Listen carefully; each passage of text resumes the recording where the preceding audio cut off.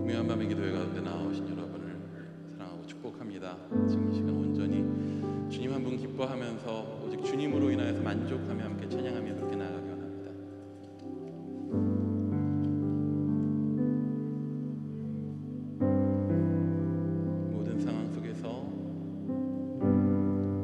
모든 상황 속에서 주를 찬양할지라.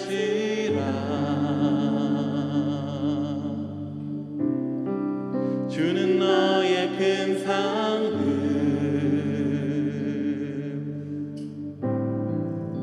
큰 도움이시라.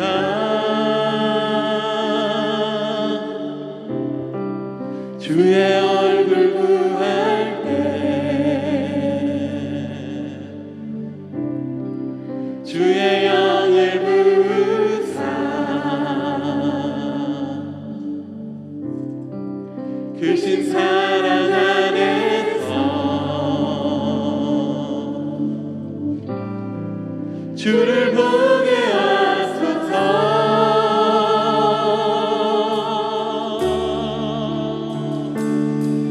내 영혼이 확정되고 확정되어 싸우니 믿음에는 들어 주를 바라봅니다. 내 영혼이 확정되고 확정되어 싸우니 믿음에는 들어 주를 바라봅니다. 모든 상황 속에서 주를 찬양할지라.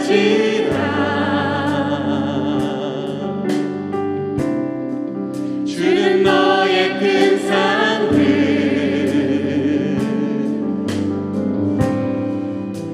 큰 도움이시라.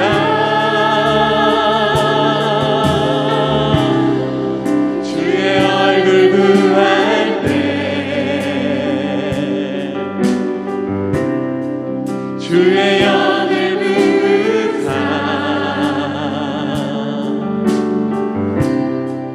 크신 사랑 안에서 주를 보게 하소서. 주를 보게 하소서.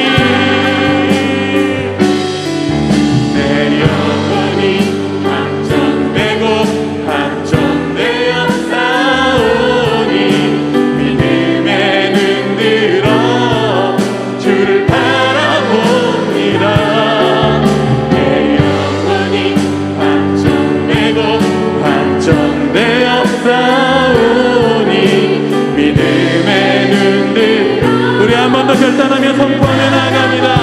내 영혼이 확정되고 내 영혼이 확정되고 확정되어 싸우니 믿음에는 들어 주를 바라봅니다. 내 영혼이 확정되고 확정되어 싸우니 믿음에는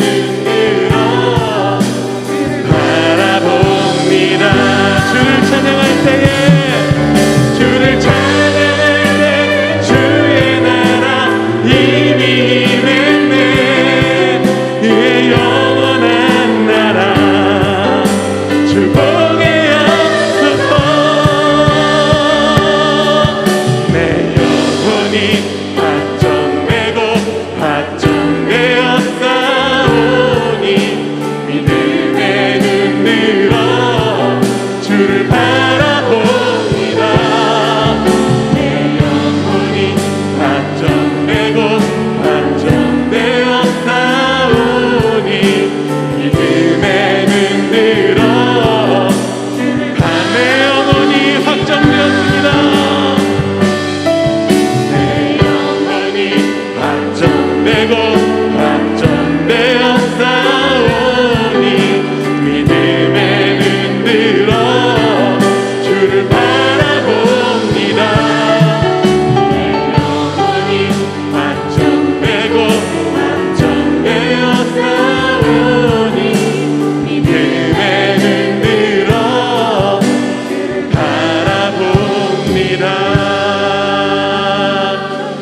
받으시기 합당하신 주님 앞에 함께 영광의 박수를 올려드리며 나아갑니다.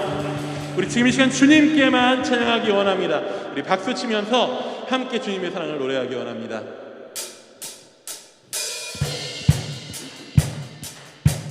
변찮는 주님의 사랑과 거룩한 보혈의 공로를 우리 다 찬양을 합시다.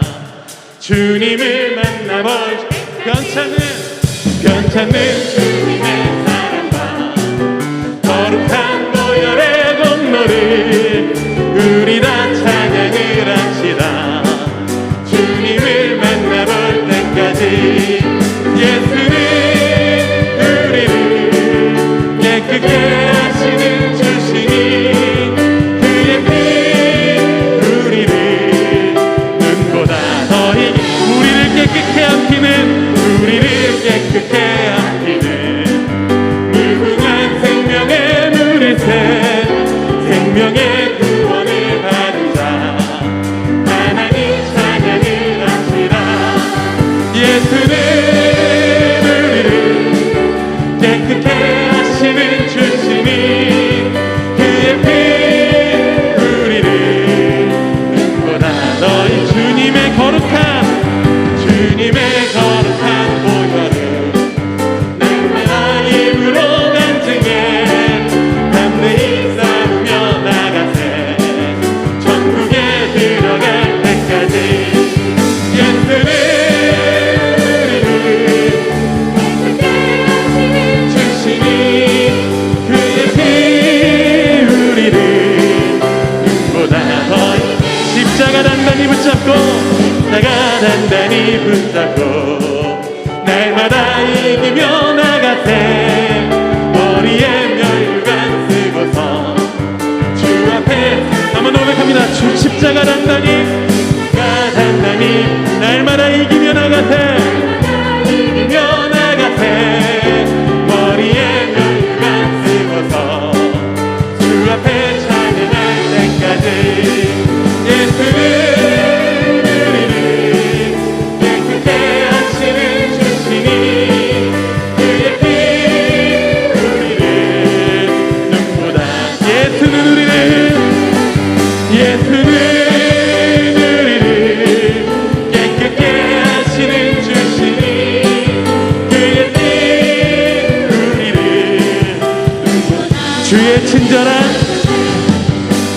주의 친절한 발에 안기세 우리 마음이 평안하리니 항상 기쁘고 복이 되겠네 영원한 주의 친절한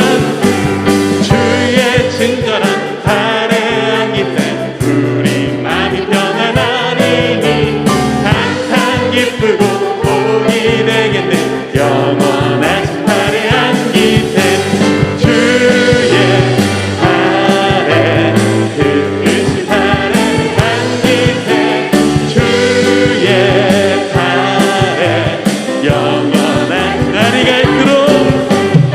날이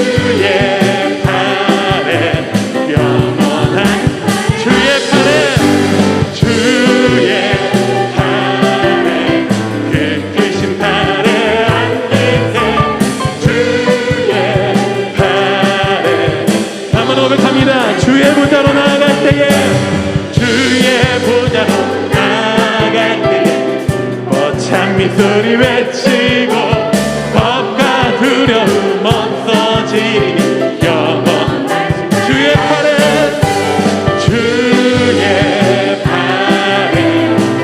크신 팔에 안기세 주의 팔에 영원한 주의 팔에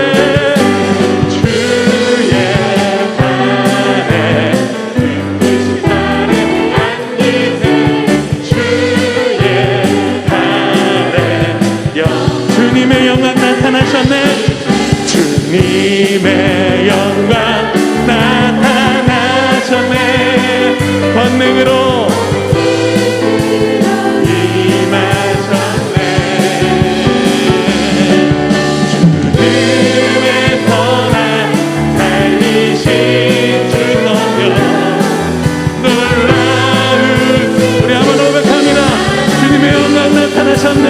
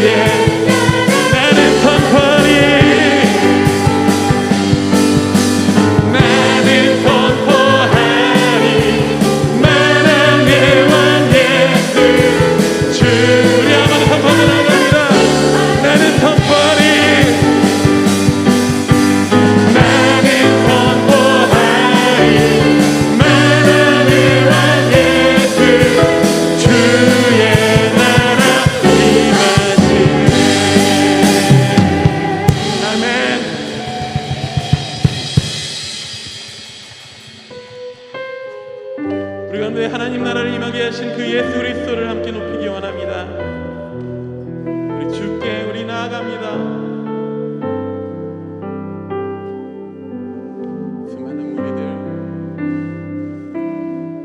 수많은 무리들 줄지어 그분을 보기 위해 따르네. 평범한 목수이신 그분 앞에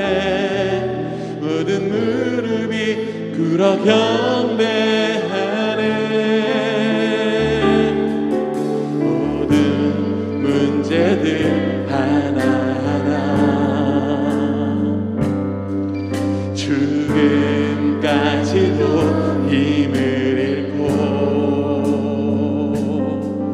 생명의 근원 되신 예수 이름 앞에 모든 권세를 굴복하네. 예수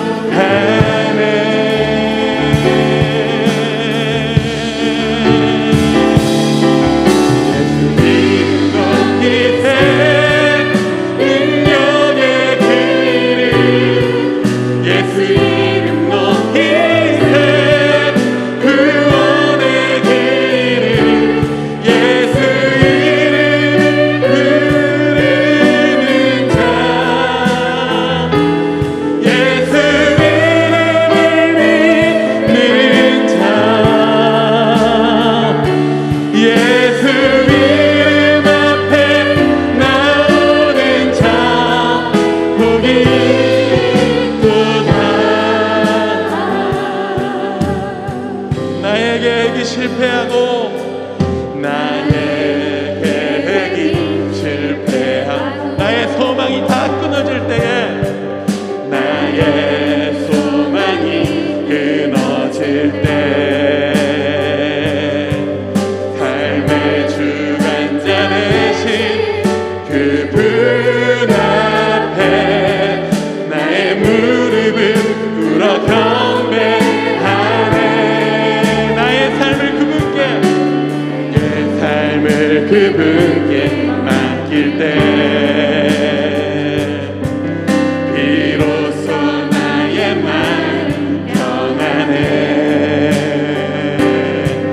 구원의 반석 대신 예수의 이름을 소리 높여 찬송하네.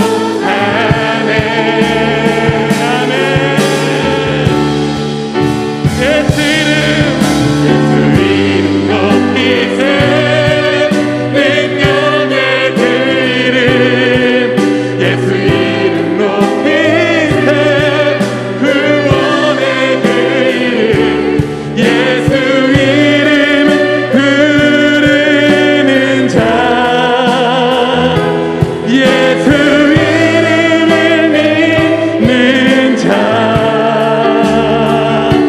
예수 이름 앞에 나오는 자 복이 있도다. 우리 한번 선포합니다. 예수 이름 높이세 예수 이름 높이세 능력의 길을 예수 이름 높이세 구원의 길을 예수 이름 부르는 자 예수 이름을 믿는 자 예수 이름 앞에 나오는 자 복이 있도다.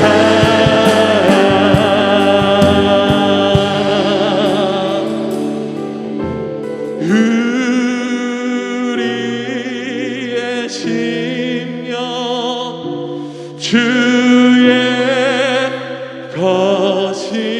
것이니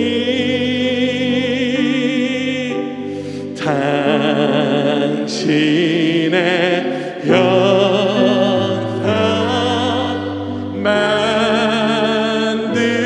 만드소서. 주인도 따라 주인도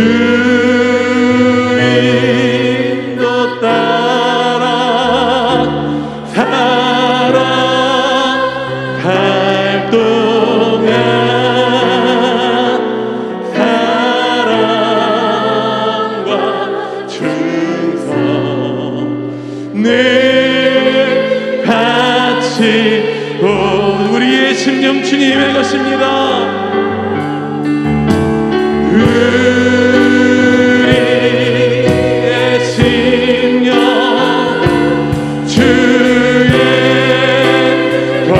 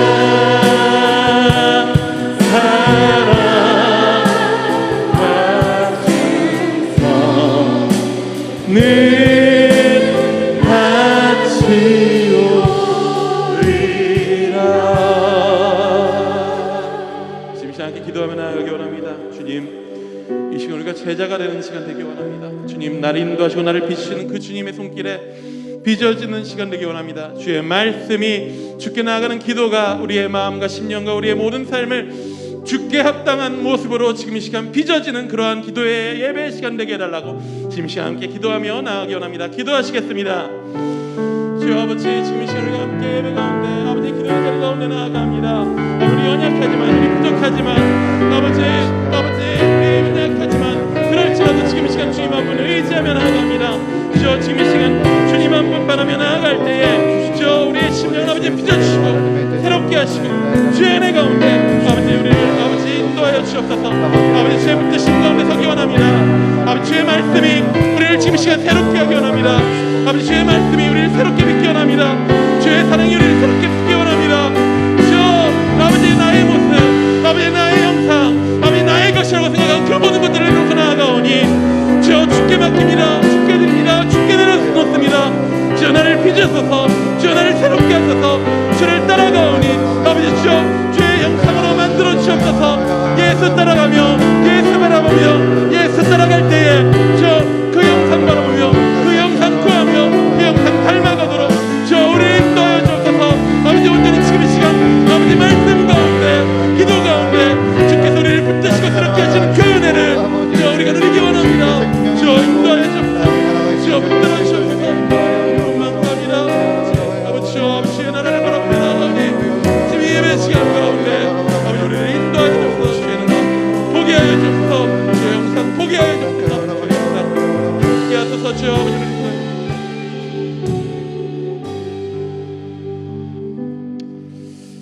하나님, 그렇습니다. 우리의 심령이, 우리의 삶이, 우리의 생각이, 우리의 모든 것이 주님의 것입니다. 주님이 우리의 주인이십니다. 하나님, 나의 그 어느 것 하나 역시 내 것이 아니라 모두 주님의 것임을 고백하는 저희들의 삶이 되게 하여 주옵소서. 그러하게 주님, 이 예배 또한 주님의 손에 올려드립니다. 하나님, 빚으시고 말씀하여 주셔서 오직 아버지의 은혜만이, 오직 아버지의 뜻만이 서는 아주 그런 귀한 시간 되게 허락하여 주옵소서. 감사합니다. 예수님의 이름으로 기도합니다.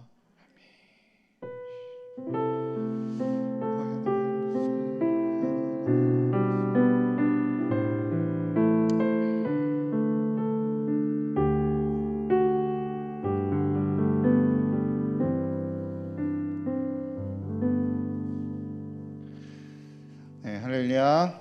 네, 우리 아까 말씀 세 번 읊조리면서 마음에 새기도록 하겠습니다. 마태복음 6장 33절 말씀. 그런즉 너희는 먼저 그의 나라와 그의 의를 구하라. 그리하면 이 모든 것을 너희에게 더하시리라. 마태복음 6장 33절 말씀. 마태복음 6장 33절 말씀. 그런즉 너희는 먼저 그의 나라와 그의 의를 구하라. 그리하면 이 모든 것을 너희에게 더하시리라. 마태복음 6장 33절 말씀. 마태복음 6장 33절 말씀. 그런즉 너희는 먼저 그의 나라와 그의 의를 구하라. 그리하면 이 모든 것을 너희에게 더하시리라. 마태복음 6장 33절 말씀. 아멘. 네, 오늘 하나님께서 우리에게 허락하신 말씀은 베드로전서 2장 1절에서 32절에서 3절까지입니다. 신약성경 378면에 있습니다. 베드로전서 2장 1절에서 3절까지 신약성경 378면에 있습니다. 네, 길지 않죠? 저희가 보통 주일 본문이나 새벽 본문이 길기 때문에 네, 금요는 본문이 좀 짧았으면 좋겠다라는 생각에 우리 합독하도록 하겠습니다. 2장 1절부터 3절 함께 읽을게요. 시작. 그러므로 모든 악독과 모든 기만과 외식과 시기와 모든 비방하는 말을 버리고 갓난 아기들같이 순전하고 신령한 젖을 사모하라. 이는 그로 말미암아 너희로 구원에 이르도록 자라게 하려 함이라. 너희가 주의 인자하심을 맛보았으면 그리하라. 아멘. 하나님께서 이 말씀으로 은혜 주실 수 믿습니다. 네, 설교를 하면 세네 가지 중에 하나는 해야 되거든요. 이렇게 감동이 있거나 위로가 있거나 도전이 있거나 회개가 있거나 이런 게 좀 있어야 되는데, 오늘 원고를 준비하고 계속 읽으면서 드는 생각이 되게 잔소리 같더라고요. 그래서 개인적으로는 좀 마음에 걱정이 있습니다. 네, 잔소리 같이 들리더라도 찰떡같이 은혜 받으실 줄 믿습니다. 감사합니다. 이런 강력한 리액션 감사합니다. 할머니와 할아버지가 나들이를 가게 됐다고 합니다. 나들이를 이렇게 가는데 한참을 걷다가 피곤함을 느낀 할머니가 할아버지에게 요청합니다. 영감, 나 좀 업어줄 수 없어? 이렇게 요청을 했대요.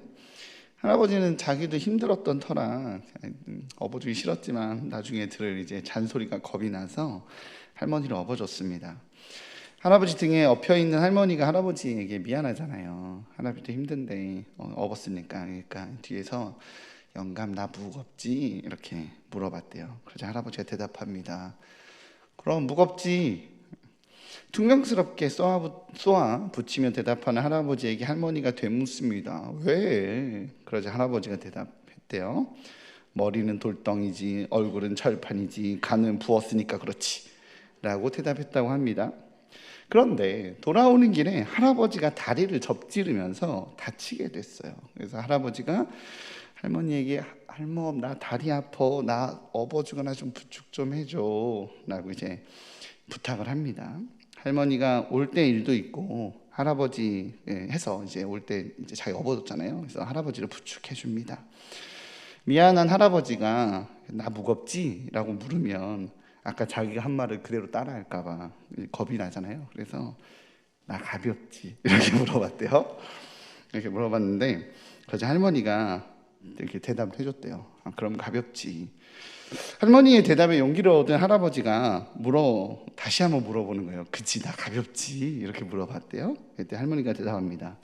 머리는 비었지, 입은 싸지, 허파엔 바람만 잔뜩 들었으니까 그렇지 라고 대답했다고 합니다. 자고로 가는 말이 좋아야 오는 말이 곱다라는 말이 있죠. 예쁘고 고운 말을 사용합시다. 그런 의미에서 우리 옆에 있는 분들에게 이렇게 이야기하겠습니다. 오늘 얼굴에 광채가 납니다. 광채가 납니다. 네.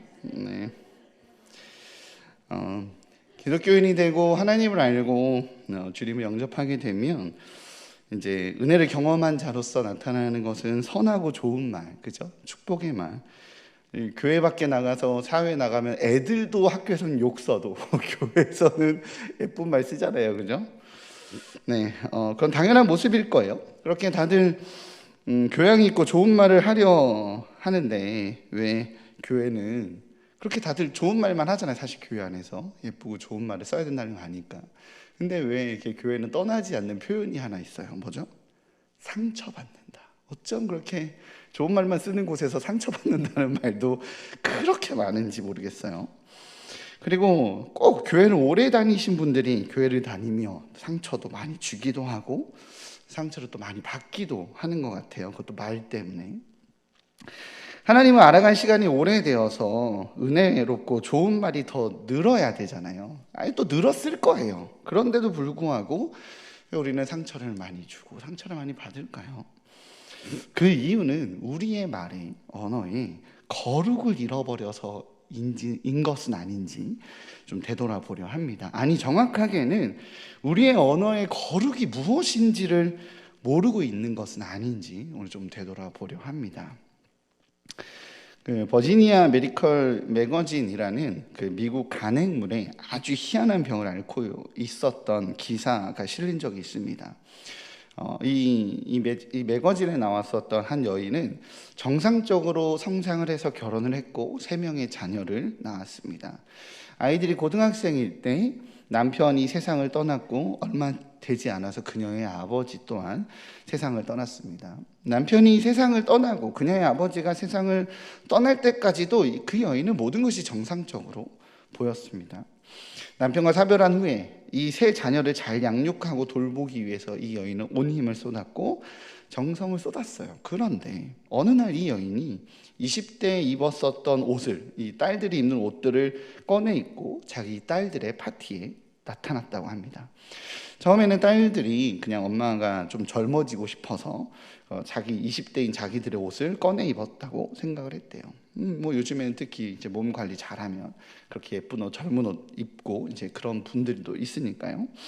그게 크게 이상하다고 생각되지 않았습니다. 그런데 얼마의 시간이 지나고 이 엄마를 관찰하면서 엄마가 나이가 들수록, 시간이 지날수록 점점 자꾸만 어린 행동을 하고 있구나라는 것을 눈치채게 됩니다.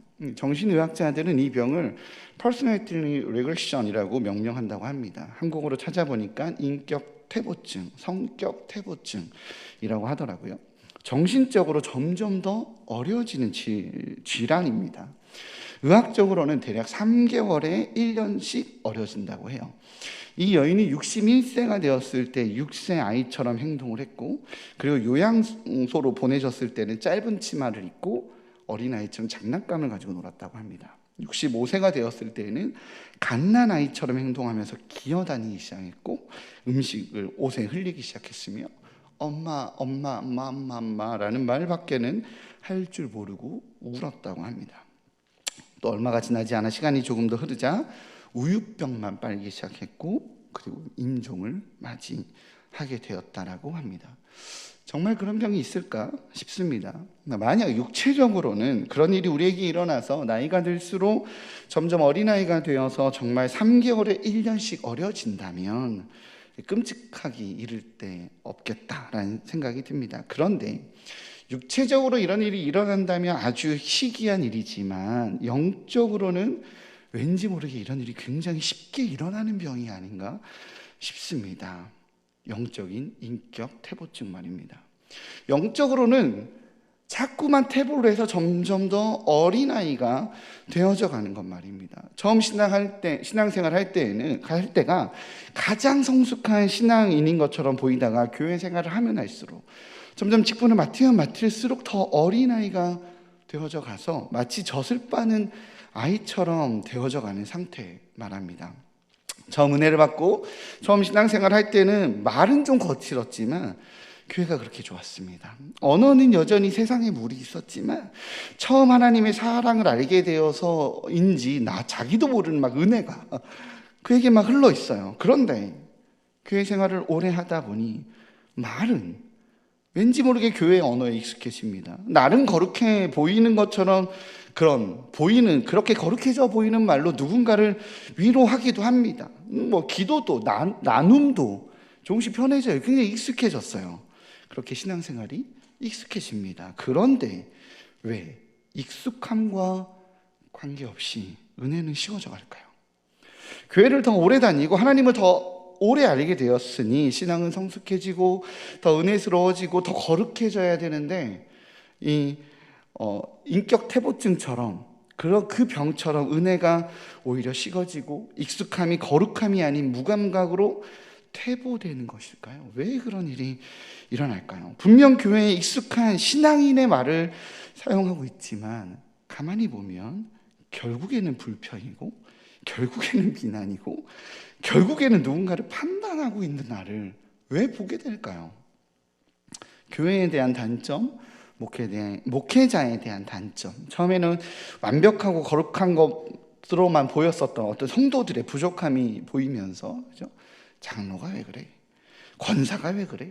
중직자가 왜 그래? 순장이 왜 그래? 라고 교회가 익숙해지면 익숙해질수록 포용하기보다는 비난이 왜 생겨나는 것일까요? 신앙의 익숙함이 성장과 거룩으로 가는 것이 아니라 상처 주고 비난 주는 종교인이 되어져 가고 있는 건 왜 그럴까요? 왜 마음이 넓어지는 것이 아니라 이처럼 작고 초라해질까요? 오늘 본문은요, 그렇게 신앙생활을 하면 할수록 점점 더 퇴보해져 가는 이 성도들을 향해서 던지는 질문인 것 같습니다. 2절입니다. 같이 읽어보도록 할까요? 2절 시작. 갓난 아기들 같이 순전하고 신령한 젖을 사모하라. 이는 그로 말미암아 너희로 구원에 이르도록 자라게 하려 함이라. 아멘. 오늘 본문에서 베드로는 소아시아에 흩어져 있는 그리스도인들에게 편지를 쓰면서 말하기를 갓난 아이들 같이 순전하고 신령한 젖을 사모하라 라고 말합니다. 사도 베드로가 왜 그리스도인들에게 젖을 사모하라고 했을까요? 베드로가 젖이라고 표현한 이유는 두 가지가 있습니다. 첫 번째는 베드로가 순전하고 신령한 젖이라고 표현한 이 토 로키콘 아돌로칼라라고 하는 말은 초기 기독교 시대에 있어서 신비주의적 이단인 영지주의에서 사용된 성례식에서 차용된 용어입니다. 영지주의자들은요, 성례식을 진행할 때 나는 너에게 내가 마실 거룩한 나의 젖을 준다라는 표현을 예식 중에 사용하곤 했습니다. 여기에서 말하는 이 젖의 기원은 12개의 이성적인 샘들을 표현하는 것으로 이 영지주의자들은 그러한 영적인 젖의 공급으로 성장하고 성숙해지며 거룩해진다라고 믿었습니다. 이러한 신비적인 힘에 의해서 그렇게 된다라고 생각을 했어요. 초기 기독교인들 중에서 상당히 많은 이들이 이 영지주의에 심취하여 이 영지주의에서 사용된 성례식의 표현이 그들에게 익숙했습니다. 그래서 사도 베드로는 젖이라는 표현을 사용하며 그러한 거짓된 공급이 아니라 순전하고 신령한 젖인 하나님의 말씀, 바로 그 말씀을 사모하라고 젖이라는 표현을 사용하는 것입니다. 미국 사람들에게 음식에 대해서 이야기할 땐 빵이라고 거론하고 한국 사람들에게 음식에 대해서 이야기할 때 밥을 거론하는 것 같은 의도인 거죠. 이 문화적인 뉘앙스를 살리는 거예요. 두 번째는 소아시아의 교회들이 하나님의 말씀으로 성장하고 성숙해지지 않고 영적인 퇴보증처럼 거룩함을 잃어가고 있는 현상들이 있었기 때문에 그래요. 그러한 그리스도인들의 상태를 지적하고자 하는 의도가 있어서 젖이라는 표현을 사용한 것입니다. 어린아이들이 먹는 이 기본적인 말씀의 기준부터 세우라는 의도가 그 안에 있는 것이죠.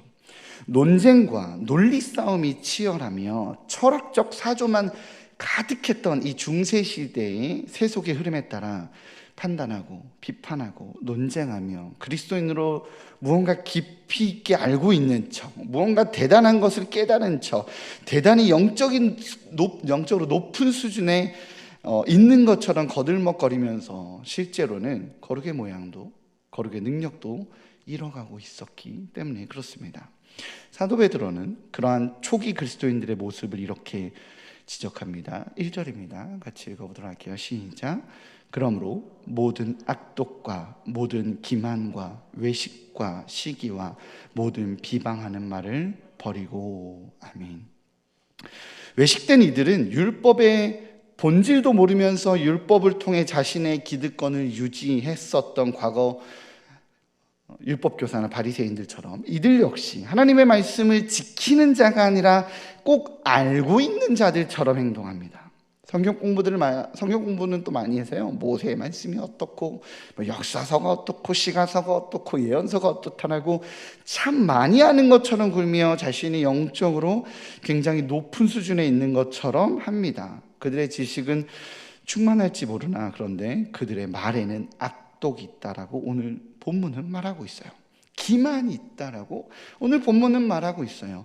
외식과 시기와 비방하는 말이 있기에 오늘 사도 베드로는 이들을 향해 영적으로 퇴보했다고 갓난아이가 되어 있다라고 말합니다. 그러니 순전하고 신령한 젖, 아주 기본적인 성경 말씀의 핵심부터 기초부터 사모해야 한다라고 말하고 있는 겁니다. 언어는요, 사람을 나타내는 통로죠. 사람의 인격과 인품은 사실 그런 기본적인 소양은 언어를 통해서 표현되니까 우린 그 모든 것을 사실 알고 있습니다. 그렇죠? 그러니 교양 있고 매너 있는 그런 언어를 갖춰야 하는 것은 당연합니다.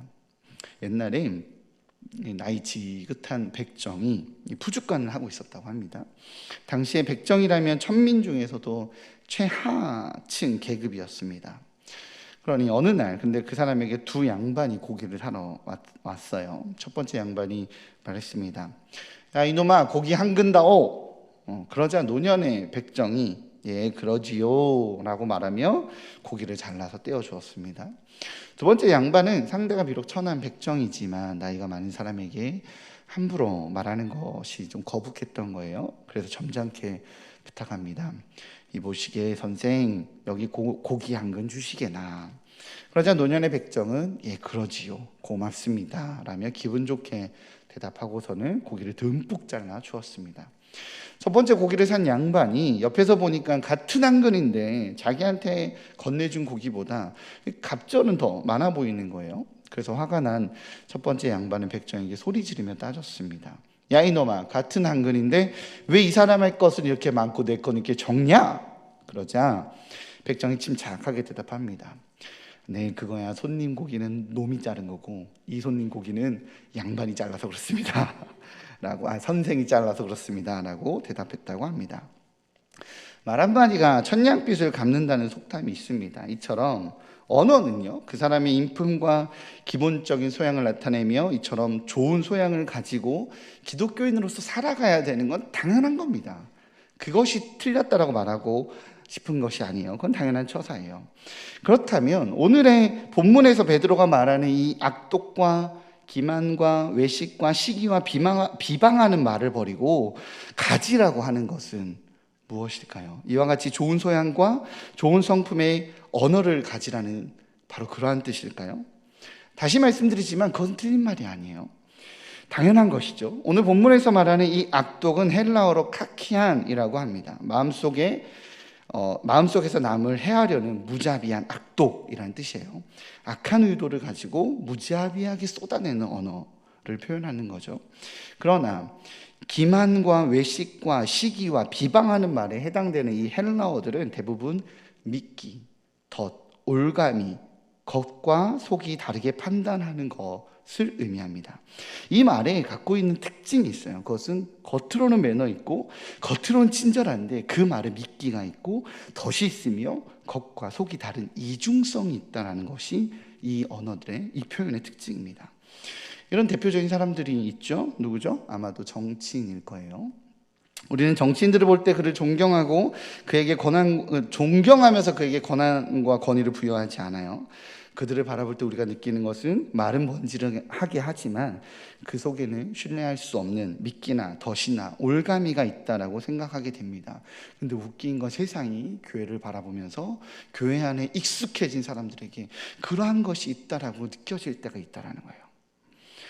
오늘 베드로 사도는 소아시아의 디아스포라로 흩어져 있는 기독교인들에게요, 거칠고 야생적이며 속세의 언어를 사용하지 말고 매너 있고 점잖은 이런 교양을 갖추라고 말하는 것이 아닙니다. 그건 당연한 거니까요. 거론 자체 할 필요가 없죠. 오늘 이 편지를 받은 그리스도인들은 그런 몰상식하고 교양 없는 사람들이어서 그들의 교양 없는 언어에 대한 지적을 하는 것이 아닙니다. 오늘 베드로 사도는 이 말씀을 듣는 1차 독자가 누구라고 밝히냐면요, 너희가 주의 인자하심을 맛보았으면 그리하라 라고 말합니다. 즉 베드로 사도의 편지를 받는 이 대상들은 그리스도의 복음을 아는 기독교인임을 의미합니다. 세상 사람들이 아니에요. 거기다가 네로 시대 때거든요. 네로 시대의 박해 가운데 신앙을 유지하며 고난 가운데서도 복음을 지켜가던 그리스도인들이었어요. 신앙을 지켜가던 그런 그들에게 베드로는 말 좀 이쁘게 해 라는 의미로 오늘 편지를 쓴 것이 아니라는 거예요. 착하게 좀 살아 라고 말하려고 하는 것이 아니라는 거예요. 그렇다면 사도 베드로의 요구의 핵심은 무엇일까요? 오늘 본문 3절인 너희가 주의 인자하심을 맛보았으면 그리하라 라는 말에 이 인자하심이라는 말은요, 헬라어로 크레스토스입니다. 이 헬라어로 된 구약 성경인 70인경, 헬라어로 된 성경이 70인경이라는 성경이 있는데요, 이 70인경에서 시편 34편 8절을 해석했을 때 썼던 바로 이 선하심이라는 단어가 이 단어와 일치합니다. 한국어 성경으로 보면 시편 34편 8절은 이렇게 기록되어 있습니다. 같이 읽어볼까요? 시작. 너희는 여호와의 선하심을 맛보아 알지어다. 그에게 피하는 자는 복이 있도다. 아멘. 사도 베드로는 베드로전서를 기록하면서 시편 34편을 인용하고 있는 것입니다. 그는 소아시아 교회 성도들에게 순전하고 신령한 저수로서의 말씀인 내용을 시편 34편의 배경을 끌어다가 교육하고 있는 거예요. 시편 34편은요, 다윗이 아비멜렉 앞에서 미친 척하다가 쫓겨난 시입니다. 구약성경 사무엘상 21장의 내용이죠. 사무엘상 21장에서 기록된 왕의 이름은 가드왕 아기스라고 기록되어 있습니다. 그래서 학자들에 따라서는 이 시편의 표제에 나오는 왕의 이름과 사무엘상에서 나오는 왕의 이름이 다른 것은 세모식 표기에 따른 차이이거나 왕조의 이름을 차용한 것이라 거기서 나타난 차이이지 시편 34편의 배경이 사무엘상 21장이라는 것엔 모두가 동일하게 동의합니다. 그래서 사무엘상 21장의 내용을 살펴보면 그 내용은 다윗이 이제 사울을 피해서 높당에 있는 제사장에게 찾아갑니다. 그런데 에돔 사람 도액이라는 이가 사울에게 밀고 해서 다윗이 높당에 숨어 있게 됩니다. 숨어 있는 것을 알리죠. 그렇게 사울은 다윗을 추격합니다. 사울의 추격이 두려웠었던 다윗이 한 선택은 사울의 위협이 닿을 수 없는 곳으로 가요. 그것은 바로 블레셋의 도시인 가드였습니다. 사울의 위협을 피해 다윗은 가드로 도망간 겁니다. 그런데 다윗은 그곳에서 어떤 상황에 처하죠? 아기스의 신하들이 아기스에게 말하기를 사울이 죽인 자는 천천히요, 다윗이 죽인 자는 만만입니다. 다윗은 우리의 원수입니다. 그를 죽여야 합니다. 라고 말합니다. 대부분의 신하들이 아기스에게 다윗의 처단을 간청하죠. 죽음의 위기 속에서 다윗이 살기 위해서 한 것은 미친 척하는 행동이었습니다. 대문짝이 이제 끄적거리기도 하고요, 침을 수염을 질질 흘리기도 했습니다. 이 미치광이처럼 보이는 다윗을 보고 아기스는 내게 미치광이가 부족해서 내 앞에 미친 자를 데리고 오냐라고 화를 내며 다윗을 쫓아내버리죠. 이러한 죽음의 순간에서 벗어난 다윗이 가드를 쫓겨나면서 지은 시가 시편 34편입니다. 소아시아에 있는 이 기독교인들의 상황이 다윗의 상황과 같았습니다.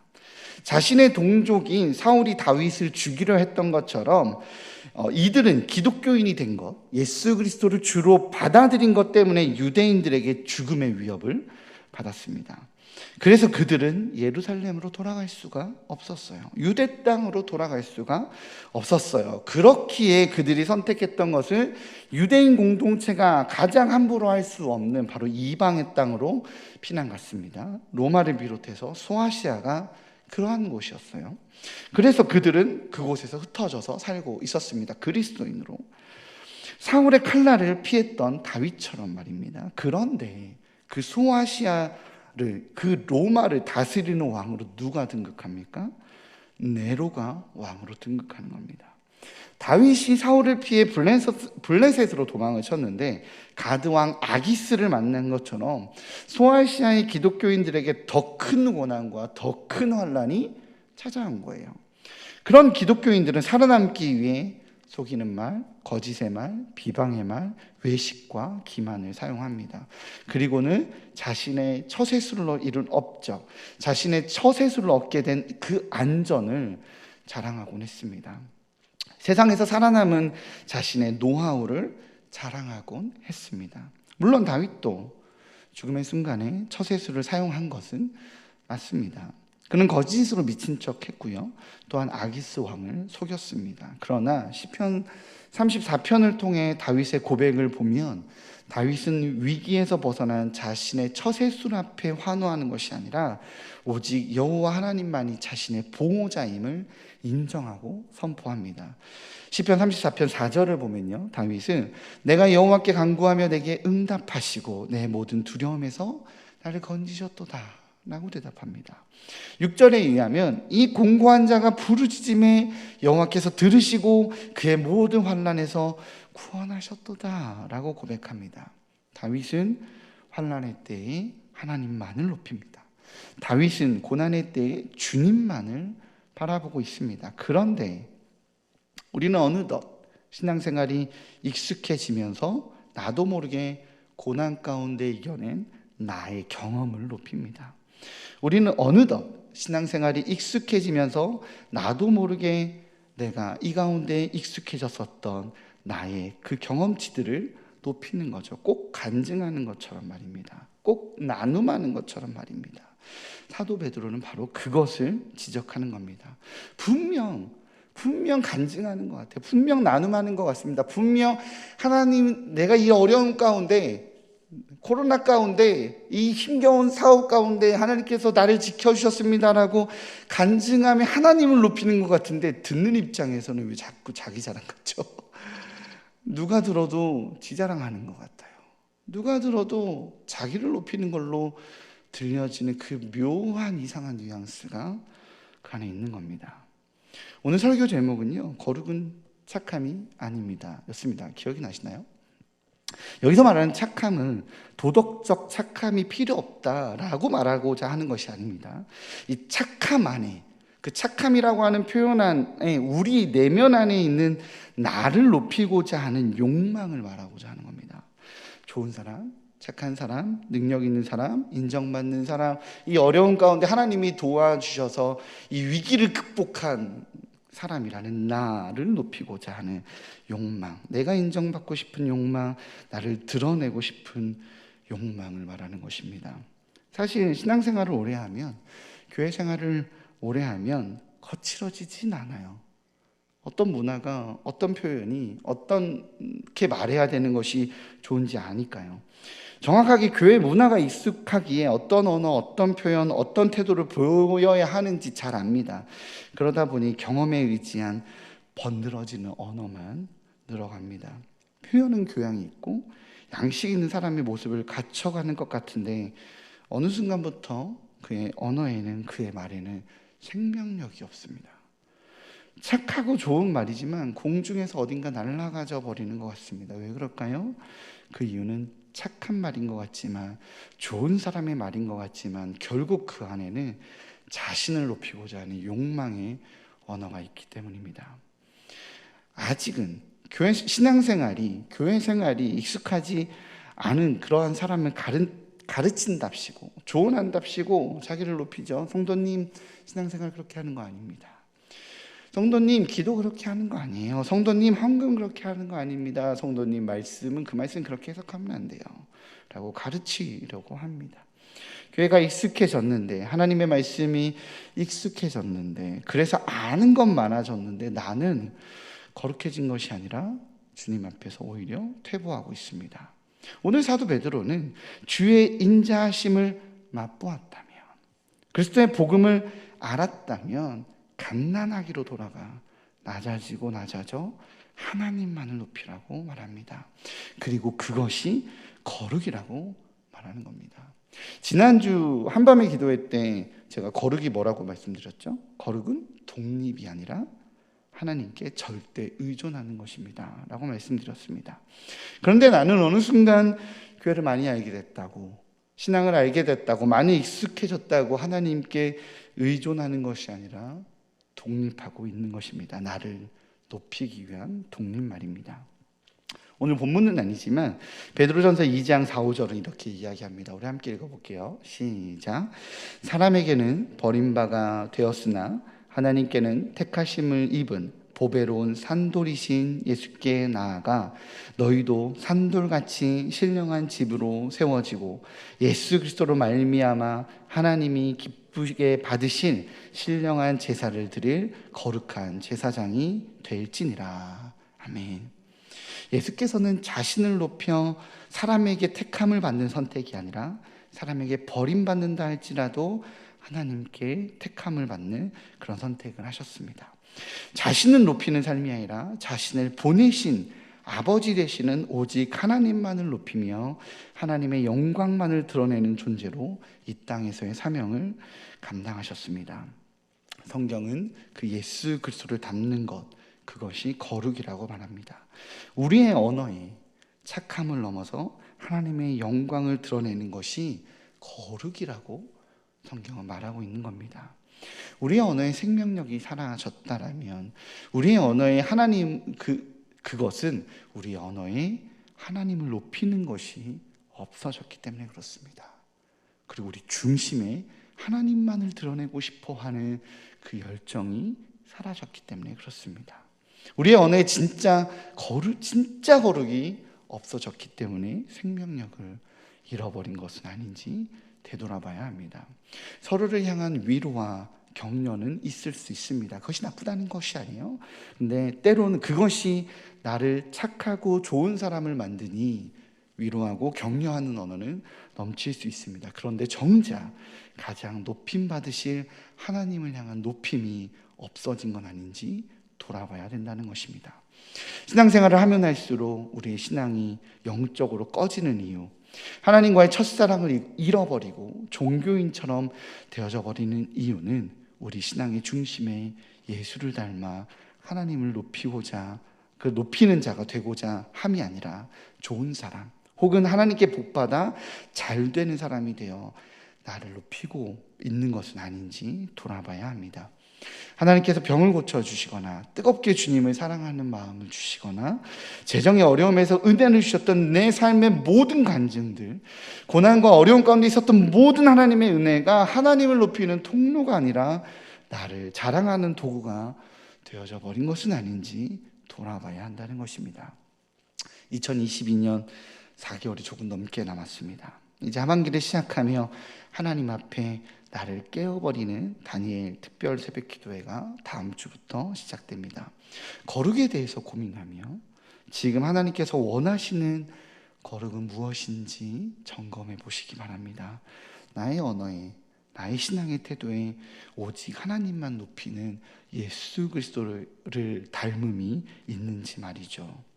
여전히 고난 가득한 세상살이입니다. 여전히 끝나지 않은 삶의 무게가 우리를 짓누르는 일상입니다. 그러나 거룩의 본질인 하나님만 높이는 영광을 회복하시는 우리 일산 충신의 성도님들 되시기를 주님의 이름으로 축복합니다. 새롭게 시작되는 다락방이, 새롭게 시작되는 2학기가 여름휴가를 마치고 다시 신앙의 열정을 내겠다는 모든 결단이 주님만을 높이는 결단이 되어 거룩이 회복되는 결단이 되어 삶의 모든 영역에서 하나님의 은혜가 가득한 우리 귀한 성도님들 되시기를 주님의 이름으로 축복합니다. 기도하시겠습니다. 사랑의 주님, 우리가 이 시간 또 찬양하며 결단하며 나아갈 것입니다. 주님 홀로 영광 받으시라고 고백하며 나아갈 것입니다. 주님, 우리의 마음에 나 자신을 다시 한번 정직하게 돌아보기 원합니다. 내 삶의 모든 문제들, 내 삶의 모든 어려움들, 그 모든 것 중심에 정말 주님만을 높이고 주님만을 따르기를 원해하는 그 열망이 있는지, 아니면 어쩌면 영적인 교만과 영적인 우월감과 영적인 나를 높이고자 함이 있었던 건 아닌지 주님 되돌아보고자 합니다.